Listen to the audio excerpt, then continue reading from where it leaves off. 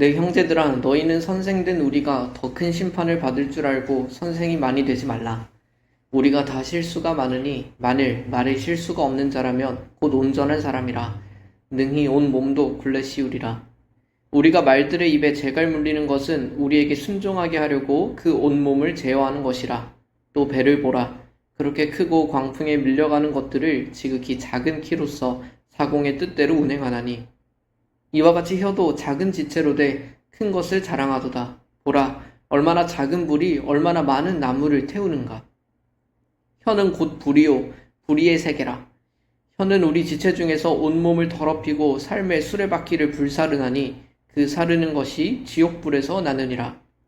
여러 종류의 짐승과 새와 벌레와 바다의 생물은 다 사람이 길들일 수 있고 길들여 왔거니와 혀는 능히 길들일 사람이 없나니 쉬지 아니하는 악이요 죽이는 독이 가득한 것이라. 이것으로 우리가 주 아버지를 찬송하고 또 이것으로 하나님의 형상대로 지음을 받은 사람을 저주하나니 한 입에서 찬송과 저주가 나오는도다. 내 형제들아, 이것이 마땅하지 아니하니라.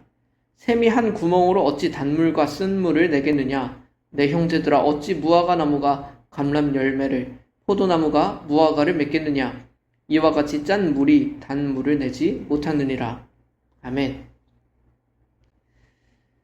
말에 대한 지혜는 성경 외에서도 어느 문화권에서든지 찾아볼 수 있습니다. 이처럼 말을 잘하는 것은 사람이 살아가는 데에 중요한 부분 중 하나입니다. 이는 그리스도인에게도 마찬가지입니다. 때로 우리는 입으로 하나님을 찬양하며 우리의 입에서는 선함이 흘러나오기도 합니다. 그러나 한편 다른 사람들을 저주하며 악함이 흘러나오기도 하는 것이 우리의 입이기 때문입니다. 주님의 형제인 야고보는 이것을 누구보다 잘 이해하고 있었습니다. 말의 재갈과 배의 키에 대한 비유를 통해 이를 표현합니다. 크고 강한 말에 비해 말이 물고 있는 재갈은 작은 것입니다. 거대한 배에 비해 그것을 조종하는 키는 작은 부품에 불과합니다. 하지만 그 작은 것이 큰 것을 움직이고 다스립니다. 우리에게 있는 혀도 마찬가지입니다. 지극히 작은 한 부분에 불과합니다. 하지만 그 혀로 인해 우리는 무거운 책임을 지게 됩니다. 야고보가 혀의 파괴적인 힘에 대해 걱정하며 말한 것은 야고보는 혀를 잘못 사용하는 사람들을 마치 불 지르는 사람과 비교하고 있습니다. 잘못된 말 한마디의 작은 불씨가 모든 것을 파괴하는 것입니다. 야고보는 마지막 한마디를 덧붙입니다. 그 사르는 것이 지옥불에서 나느니라. 통제되지 않는 혀는 지옥과 연결되어 있습니다. 그만큼 어떤 파괴적인 힘을 가지고 있는 것입니다. 이는 다양한 형태로 나타납니다. 어떤 사람은 험담합니다. 흔히 뒷담화라고 일컫는 것이죠. 마치 자신은 원래 그러려는 의도가 없는 것처럼 포장하면서 사실인지는 모르겠는데 내가 듣기로는 다른 사람들한테는 말하면 안 되는데 사실 어떤 사람은 이를 기도와 연결시켜서 합리화시키기도 합니다. 기도 부탁한다면서 악한 소식을 전하는 것입니다. 또 다른 사람은 아첨합니다. 험담은 앞에서는 못할 말을 뒤에서 하는 것이고 아첨은 뒤에서라면 하지 않았을 말을 앞에서 하는 것입니다. 이 또한 불순한 마음을 가지고 혀로 하는 악한 행위입니다. 모든 종류의 행위를 다룰 수가 없습니다. 때로 성경에서 비판하지 말라는 말씀을 무시한 채 온갖 비판을 쏟아놓기도 합니다. 거짓말을 하는 것, 자기 자랑에 취하는 것, 사람의 말을 곡해하고 비꼬는 것, 심지어는 하나님을 향한 신성 모독에 이르기까지 그 종류는 너무나도 많습니다. 야고보는 심지어 이것을 그리스도인의 공동체에서 보았습니다. 이들은 하나님 앞에 나와 예배하는 자들이었고 찬양하는 자들이었습니다. 그들의 예배 시간은 하나님을 높이는 찬양으로 가득했을 겁니다. 그러나 예배의 자리를 떠나니 어떻습니까? 찬양을 담았던 입에 온갖 종류의 악한 말을 쏟아내기 시작했습니다. 한 사람을 저주하기까지 합니다. 야고보는 이 이중적인 모습을 심각한 영적인 문제로 보았습니다.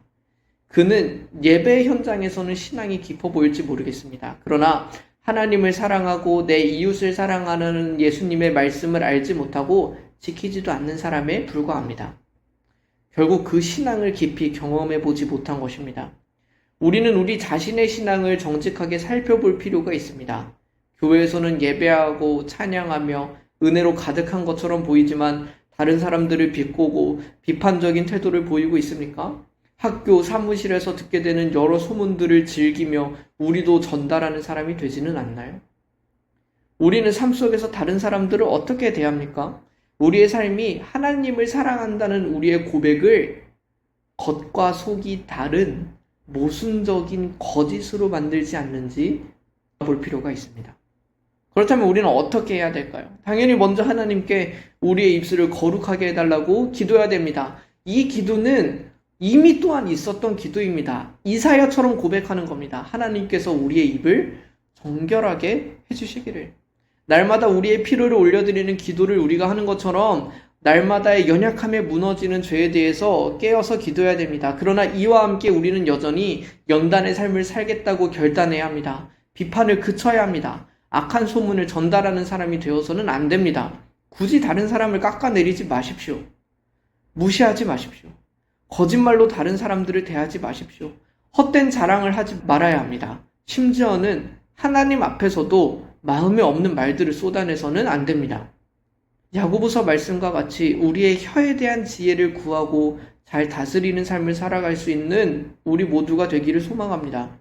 우리가 사소하게 생각하는 것들이 사실 우리의 삶과 주변의 삶을 망가뜨릴 수 있다는 경각심을 가지고 돌아볼 수 있는 우리가 되기를 소망합니다. 함께 기도하겠습니다. 하나님 아버지, 우리의 마음에는 여전히 악함이 있어서 하나님을 찬양하던 입술로 마음의 악함이 새어나옵니다. 우리의 죄를 용서하여 주시고 우리가 알지 못하는 상처를 받은 모든 영혼들에게 부디 치유를 허락하여 주십시오. 이제는 예수 그리스도의 마음이 매 순간 우리의 마음에 함께 하셔서 그분의 사랑이 우리의 마음에 넘치게 하셔서 우리가 하는 모든 일과 말을 다스리게 하여 주십시오. 주님, 오늘도 우리를 불쌍히 여겨 주십시오. 예수 그리스도의 이름으로 기도드립니다. 아멘.